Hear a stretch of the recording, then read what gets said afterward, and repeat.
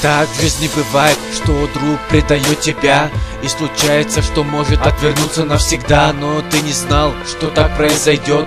Так происходит из года в год. Предательство, поверьте, никто не любит.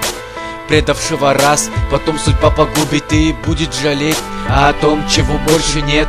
Звонок ему недоступен абонент. Когда кому-то чего-то надо, достанут тебя и из пекла ада. В трудную минуту будь рядом, прикройся от суеты этим маскарадом, который суетится вокруг тебя, не замечая твоего присутствия, угнетает тебя и все внутри губя. Молча уходят и забывают про тебя. Я не знаю, почему так бывает, что друг в трудную минуту тебя бросает. Как это назвать, никто не знает. Чувство предательства потихоньку убивает. Я не знаю, почему так бывает, что друг в трудную минуту тебя бросает. Как это назвать, никто не знает.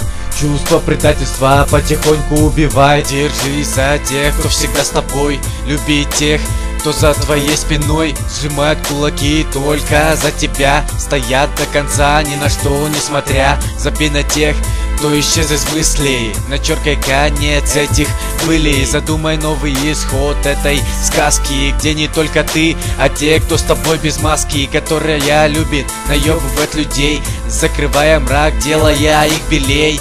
Это не люди и точно не твой друг, которые тебе в лицо нагло врут, сделают крайними, выйдут из воды сухими. Я думаю, не стоит дорожить ими. Вычеркни смело и не оглядывайся. Тем, кто всегда с тобой, только им радуйся. Я не знаю, почему так бывает, что друг в трудную минуту тебя бросает. Как это назвать, никто не знает. Чувство предательства потихоньку убивает. Вот так оно. Блять.